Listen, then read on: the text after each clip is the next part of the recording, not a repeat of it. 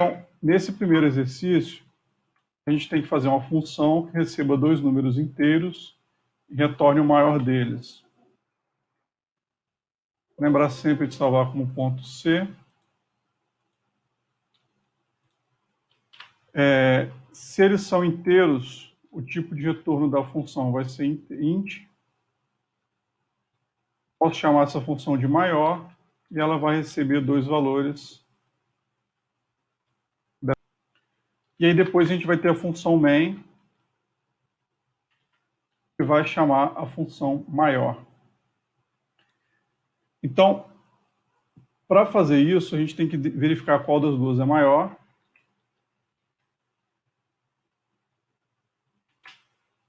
E retornar a maior delas.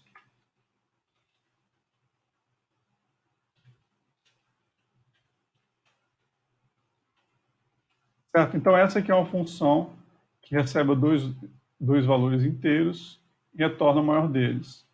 Se em uma avaliação a gente tiver só esse enunciado, não precisaria chamar essa função na main, bastaria implementar ela.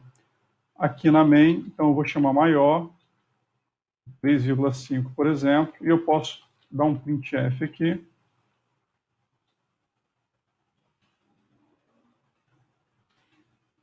E ao rodar esse código,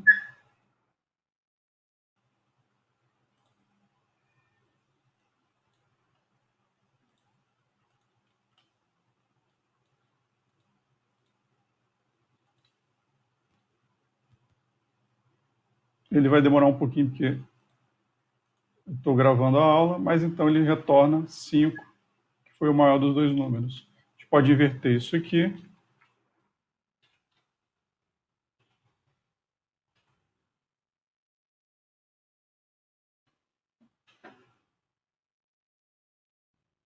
E aqui ele também vai retornar 5.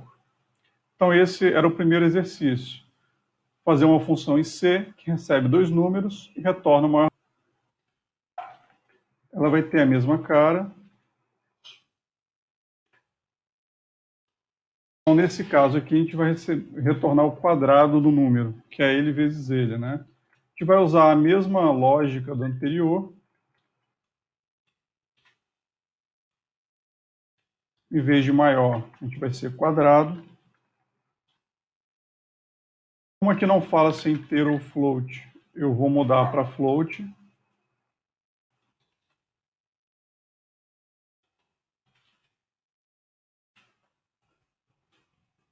Tá? E aqui quadrado. Na verdade, a quadrada ela só vai receber um número como parâmetro, né? E vai retornar o quadrado desse número. Então eu retorno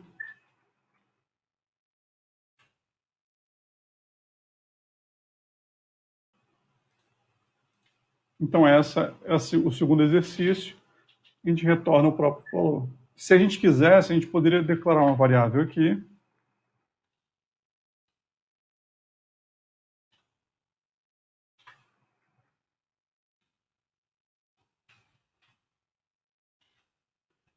E imprimir direto dessa forma, armazenando na variável, ao invés de jogar direto no printf.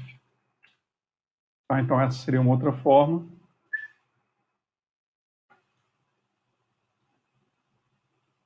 E aqui a gente tem o valor do quadrado de x. Por exemplo, na primeira, né? Se eu usasse void aqui, não daria certo. Até bom que você perguntou. O void quer dizer que não tem um retorno. Então, eu falo que ela retorna um valor inteiro, e esse valor inteiro eu uso no printf. Lembrando que o printf, a gente poderia usar ele dessa forma aqui também, ó, passando um número qualquer. É quase parecido. A diferença é que aqui ele está chamando a função, essa função ela vai rodar alguma coisa, e aí depois o retorno da função vai ser copiado aqui para dentro do printf. Então, para fazer esse formato aqui, não pode ser void, tem que ser return. Tá? Se fosse void, ele daria um erro. Tá? Então, essa aqui é uma questão que ela é muito mais fácil se a gente fizer usando recursividade. Deixa eu botar aqui.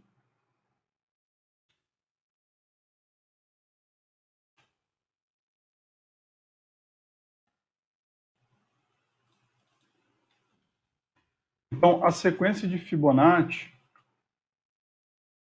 eu até vi alguém comentando alguma coisa disso, acho que foi no episódio do Family Guy dessa semana, eles falaram dessa sequência de Fibonacci.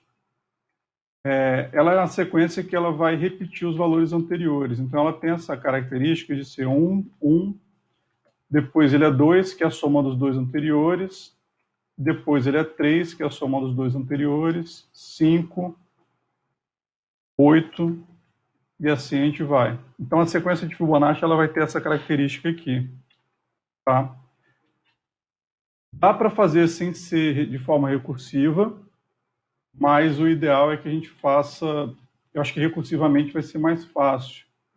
Então, recursivo é quando uma função chama a ela mesma.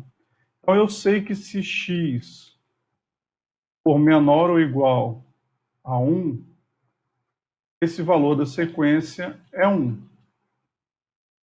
Então, a gente pode já testar o código para isso aqui. Então, vamos testar aqui. Então, fib de 0, por exemplo. E eu já vou mandar imprimir também fib de 1. E só para a gente ver o que vai acontecer, eu vou mandar imprimir fib de 3. Fib de 3 não vai dar certo, né? Só para menor ou igual a 1 que vai dar certo.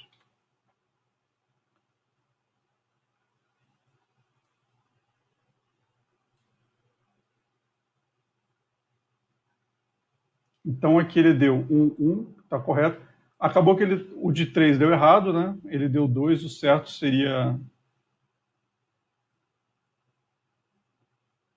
2 mais 1, 3, né? O certo seria 3 para o 3. Então agora a gente vai fazer a parte recursiva do código. Sempre que a gente trabalha com recursão, a gente tem uma condição de parada, como num loop, e uma parte recursiva. Então eu vou falar que a gente vai retornar Fibonacci de x menos 1 mais o Fibonacci de x menos 2. Esse aqui é a chamada recursiva. A gente está usando a própria definição de Fibonacci para escrever a função. Então eu falo que Fibonacci é a soma dos dois elementos anteriores, que é isso que eu estou escrevendo aqui. E a gente pode testar. Agora deixa eu botar o de 5, só para a gente ver também. Então, o de 5.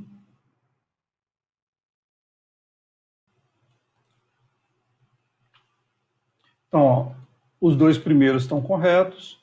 Fibonacci de 3 vai ser 2 mais 1, 3. E Fibonacci de 5 vai ser 5 mais 3, 8. Tá? Então, essa aqui era a questão sobre Fibonacci. Uma olhada na 4. Essa aqui a gente precisa de utilizar ponteiros. Acho que a gente chegou a resolver essa em sala.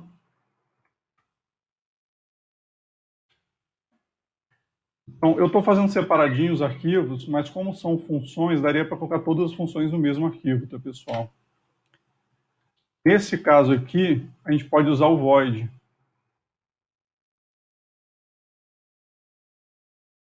Vou fazer da forma errada primeiro, e depois a gente vai ver qual é a forma certa.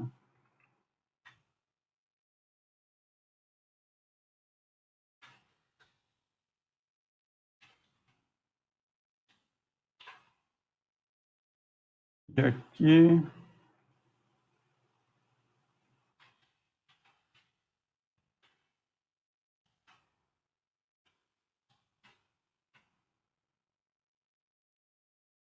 Então, essas aqui, a gente da última vez já ficou claro, né? Ao rodar esse código aqui, ainda que aqui em cima eu faça int temporário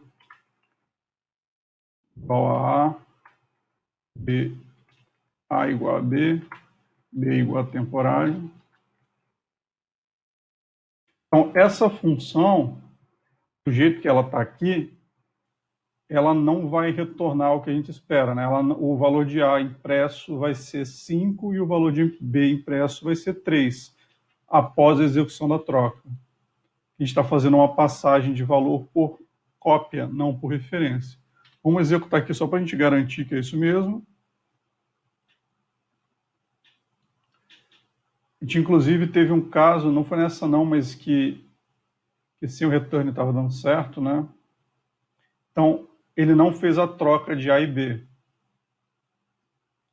Então, para que uma função consiga alterar o valor de uma variável de outra, a gente tem que fazer algumas modificações. A gente tem que passar o endereço dela e lá em cima a gente tem que receber os endereços. E aí eu falo que o temporário, na verdade, vai ser o conteúdo de A, o conteúdo de A vai ser igual ao conteúdo de B, e o conteúdo de B é igual ao temporário. Lembrando que dentro da função troca, A e B são ponteiros, não são variáveis normais, são ponteiros que apontam para a variável A e B da main. Tá? Então, se a gente rodar esse código agora, A igual a 3 e B igual a 5. Notem também que, apesar de eu estar usando A e B nas duas funções, na main e na troca, elas são variáveis diferentes, tá, pessoal? Então, não são a mesma variável. Elas apenas têm o mesmo nome, mas elas não compartilham mais nenhuma característica.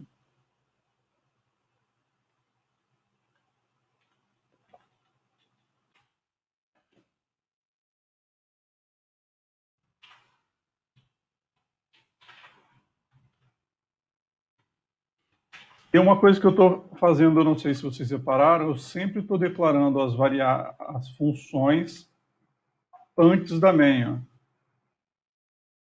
Todas elas eu declarei antes da main. Nessa eu vou fazer o contrário. Vou declarar depois da main. Então eu vou criar um vetor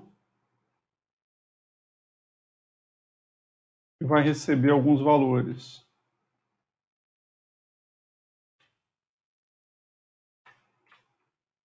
Nesse caso aqui também eu vou utilizar um define. Na verdade eu não vou usar o define, vou fazer de outra forma. Então eu quero uma função que vai imprimir os valores de um vetor. Essa função vai receber um vetor e o tamanho desse vetor. Deixa eu ver se aqui não vai dar erro. Dá não.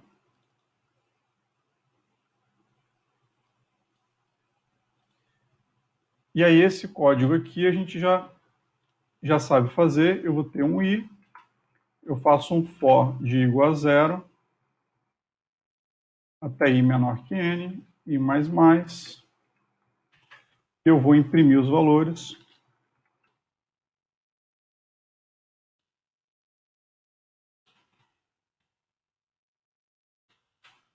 Então seria alguma coisa nesse formato aqui. Então aqui a gente imprimiria o vetor. Como é que eu chamo essa função? Eu chamo lá em cima imprimir vetor, passando V e passando 4, que é o tamanho desse meu vetor. Só que se eu rodar esse código, ele vai dar um erro. Não deu um erro. Lá no computador da FAESA estava dando esse erro, eu não sei porque ele não deu esse erro no meu. Vocês lembram desse erro aqui, pessoal? Ele deu um warning, mas de certa forma funcionou.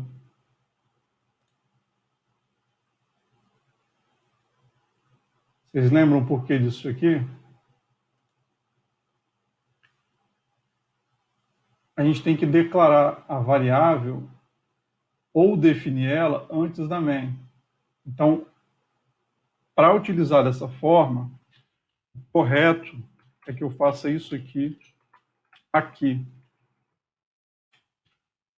Eu vou incluir aqui a stdio,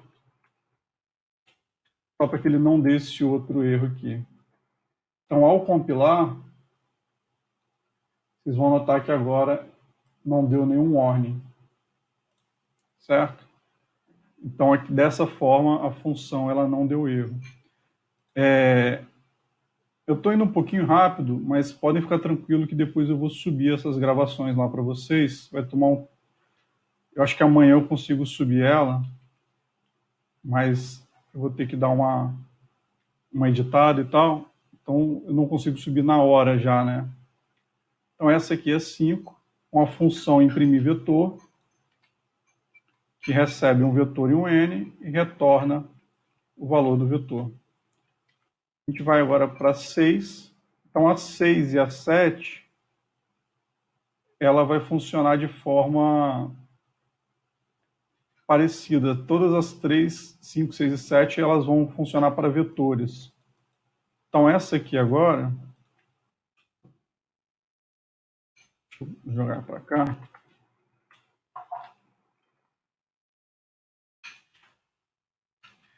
Então, nessa daqui, eu tenho que preencher um vetor. Eu vou fazer um void. Deixa eu ver quem está com o microfone. Deixa eu só ver fazer um teste aqui. Não dá não. Então, essa função ela vai receber, igual a outra, um vetor e a quantidade de valores. E ela vai ter essa mesma característica de utilizar um for. Só que ao invés de imprimir a variável, eu vou atribuir valores para ela. Nesse caso aqui eu vou colocar de 0 a 100.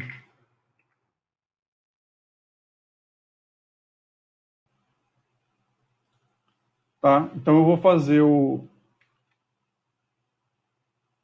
vou preencher um vetor de 0 a 100.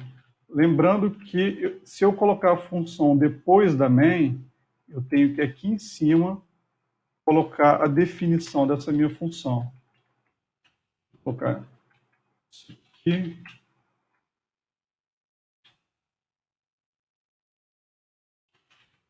E esse aqui. Então, a gente tem duas funções.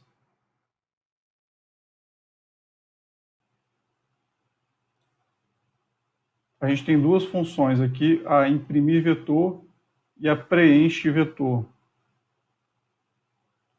Se antes de mandar imprimir, eu chamar aqui preenche vetor,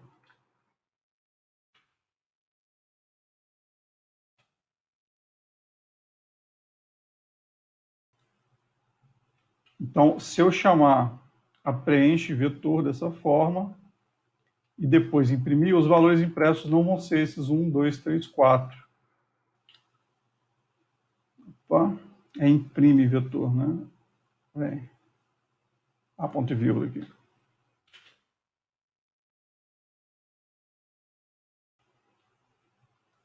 Então, a gente vai ver que os valores impressos não vão ser esses 1, 2, 3, 4, vão ser outros valores. Então, ele imprimiu aqui 4 valores de 0 a 100. Se vocês quiserem que a cada vez imprima valores diferentes, a gente pode usar o srand para resetar a cada execução. Tá? Então, com essa função aqui, ela só vai preencher. Ela é muito útil quando a gente tem que trabalhar com vetor e matriz, fazer testes, e a gente tem que, com frequência, mexer nisso aqui. Tá? A próxima questão é para fazer a soma dos elementos de um vetor. Então, essa não vai ser void, ela vai retornar um inteiro. Eu vou chamar ela de somar vetor.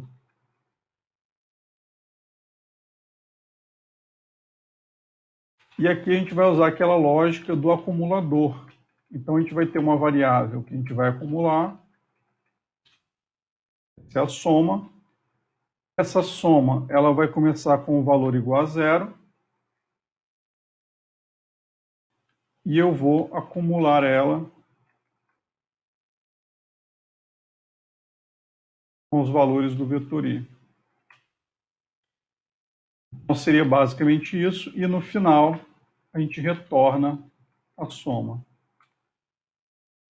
Para usar ela, a gente tem que definir ela antes da main.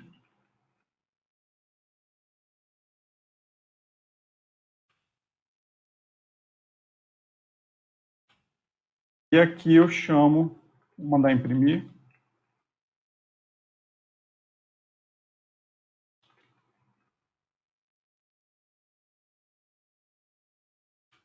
Vocês estão reparando que todas essas funções eu estou passando o tamanho de n. Se a gente tivesse definido aqui, usando aquele define, não precisaria ficar repetindo isso, tá? A gente poderia fazer direto. Então, deixa eu escrever um texto aqui. Soma igual a isso aqui. A gente vai ver que essa função vai calcular a soma desses valores.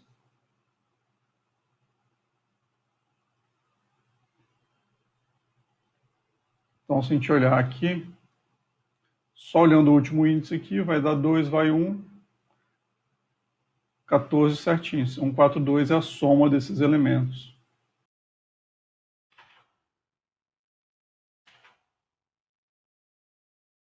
Então, eu queria fazer uma função receba n, imprima todos os números menor que ele. Então, eu vou fazer um int i,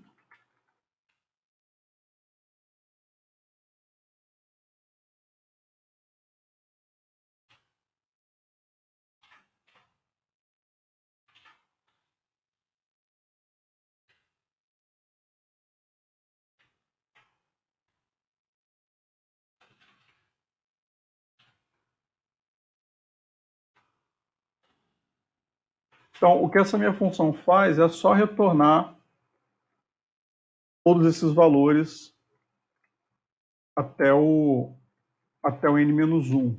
Né? Então, se i for igual a n, faltou um ponto e vírgula aqui. Então, se i for igual a n, ele não imprime o valor de n. Então, aqui ele vai imprimir os números de 1 até 7. Vamos ver como é que vai ficar. E a gente vai utilizar essa lógica nesse momento. Então, ele imprimiu de 1, 2, 3, 4, 5, 6, 7. Para cada valor de i, então, o que eu imprimi são todos os números menor que ele. O 1 eu não vou considerar, porque todo número é divisível por 1 por definição. Então, o que eu vou verificar aqui é se esse valor de n, porcentagem i, é igual a 0. A gente falou desse porcentagem, ele é o resto da divisão. Deixa eu colocar um comentário aqui. Porcentagem é o operador de resto de divisão. Então, se for igual a 0, quer dizer que esse número que eu estou, se ele for igual a 0, ele indica que esse número que eu estou, ele é divisível por i. Então, o resto da divisão de n por i é igual a 0. Nesse caso, eu retorno 0, que vai ser igual a falso. Ele não é primo. E aí eu vou deixar o for rodar até o final, e aqui eu retorno 1. Reparem que, quando eu chego nessa posição aqui, se eu der o return, a minha função termina, ela não executa mais. Então eu posso parar ela aqui. E aqui, ao invés de fazer dessa forma, eu vou fazer um printf agora.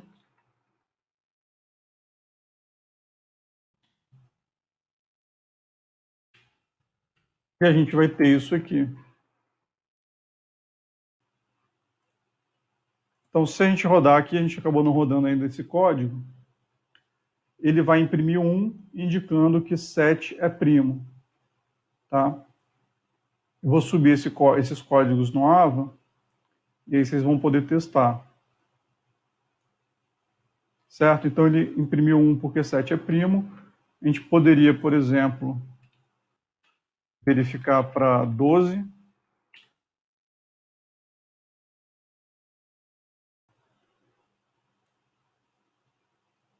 Eu esqueci de dar um contra-barra N, né? Mas 1 é porque 7 não é primo, e 0, desculpa, porque 7 é primo, né? E 0 porque 12 não é primo. Falta um contra-barra N aqui, ó.